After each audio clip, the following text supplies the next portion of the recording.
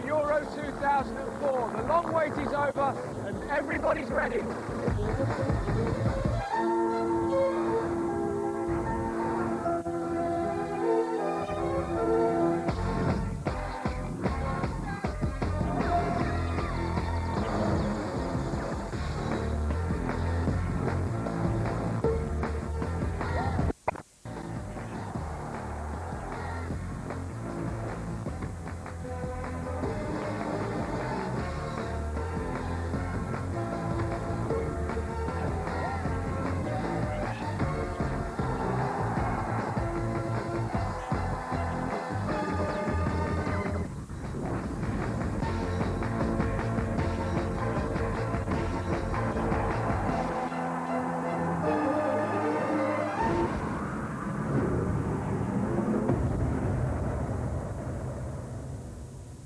Yes, here we go with a tournament of such prestige they even named a currency after it. Needless to say, England haven't joined up for it yet. They've never won it, but plenty of others have.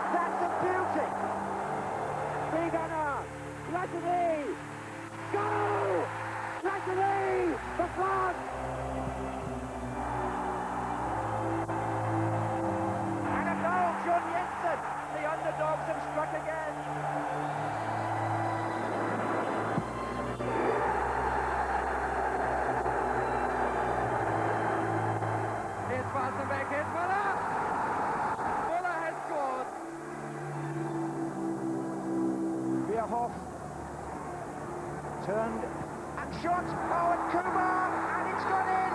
Oliver Bierhoff has settled Euro 96.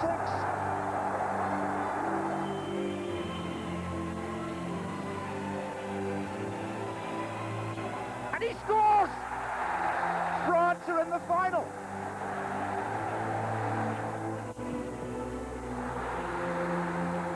The faces tell you everything. Trezeguet! France have won the European Championship! So England didn't feature there, but we have had our moments. Most of them, though, were pretty useless.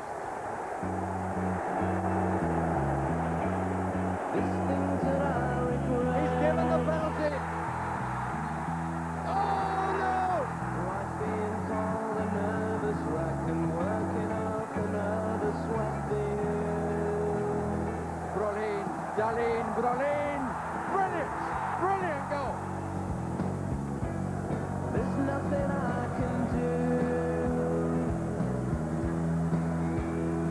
Ray Houghton. Some bleeding hearts and all the things that fall apart. Van Basten! Wow, it's a hat-trick!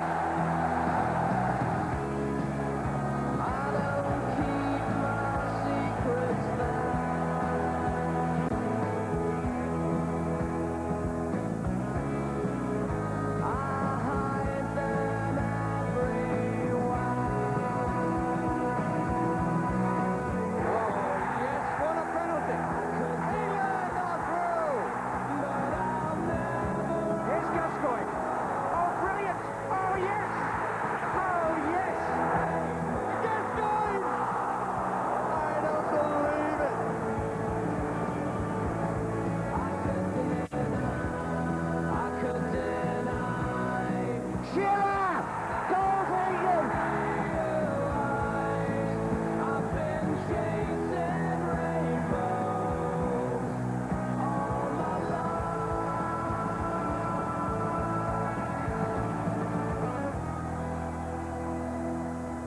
So, not altogether a happy history for England, but that's all behind us now.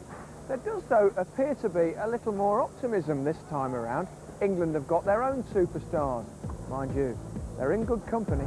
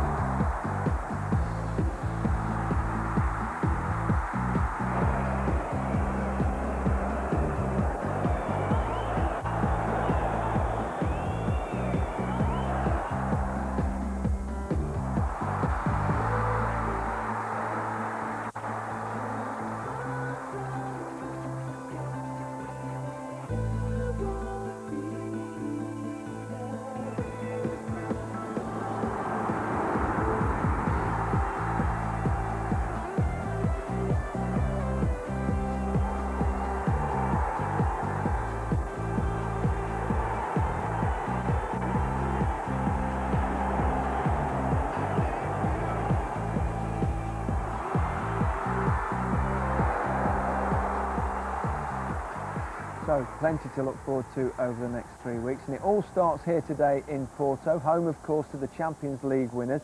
The opening game sees Portugal take on Greece, and the host nation expect Winto.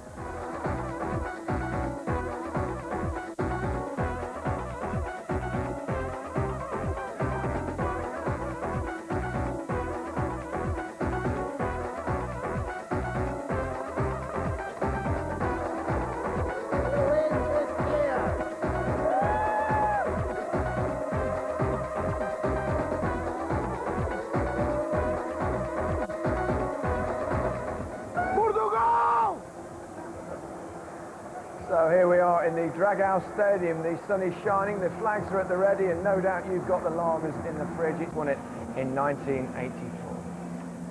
Good afternoon. This is the first game of a double-header. We've also got Spain against Russia for you later this evening, and I'll be joined throughout by Alan Hansen, Ian Wright and Peter Schmeichel. And this tournament's something else, isn't it? Great teams, great players. Singling with anticipation. The build-up has been long, that's over. The rhetoric's been fierce, that's over. Let's get on with action. I think the great thing about this is you're looking for a level above what you see in week in out, and you're going to look for quality and class, and once it comes to the knockout stages, then that goes hand in hand with tension, drama, excitement. Peter, you've won this tournament, of course, in 1992 with Denmark. I guess that's quite nice. It is quite nice, yeah, and you know, we're just sat here and talking about how nice it would be to be down there. It's one of the sort of rare occasions where you sort of want to play. It's warm for me.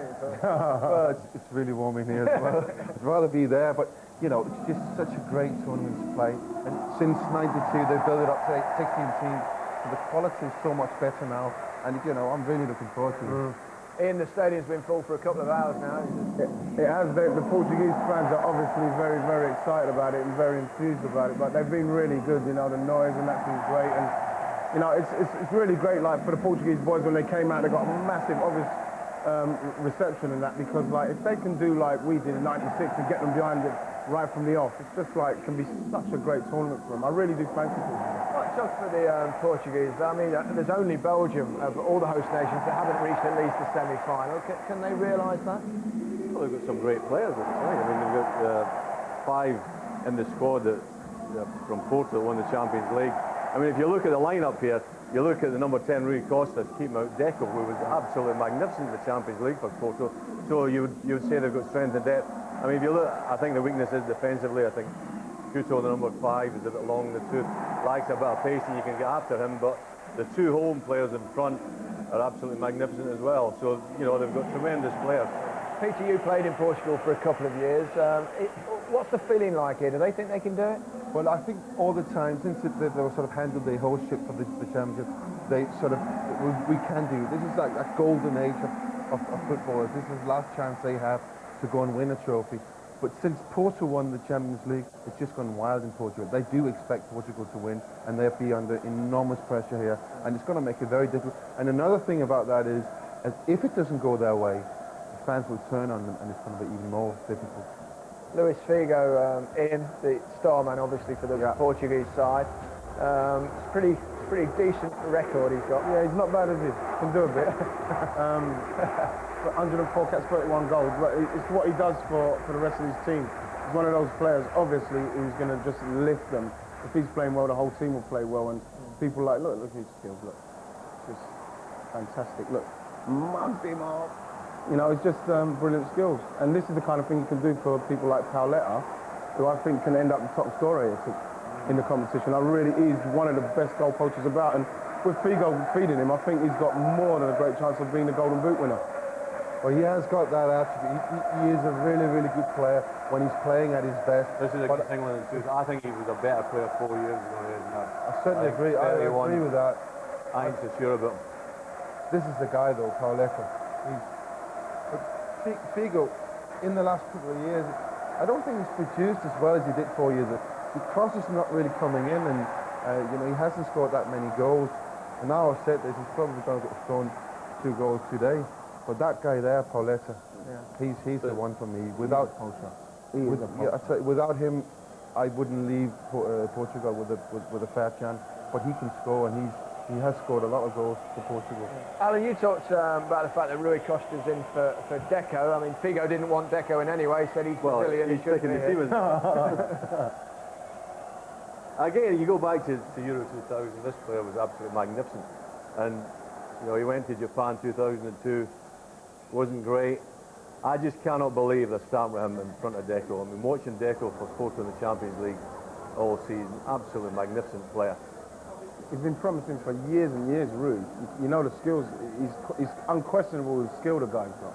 But, you know, like for Deco not to be involved at least, it's just like Figo must have so much power. So you look at the caption there, he's 32, Figo's 31, Couto's past 30 as well. You know, it looks to me like he's going mainly for experience in the first match. Yeah, you've all picked out Paoletta as the man to watch for Portugal, the man to get the goals, and he's got a pretty good goal-scoring record. 30 goals in 57 games. It's not bad at any level.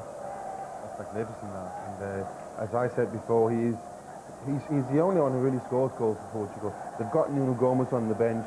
He comes in and he scores now and again. But this guy, he scores consistently. I think he's got it all. I think, first of all, he is a predator. He drags away here magnificently. Brilliant. Great first touch. Cuts inside and pings in the back of the net. He can also score for 2 inches. And he can pick outside the box and run at people and beat them. Ian, do you admire this guy? Like He plays up front for Portugal a lot on his own. This is a great goal. This was last week. Fantastic. He plays up front. He plays up front on his own a lot. He does so much work. And if that ball is getting in the box, you can guarantee that he will be getting in there on the end of it.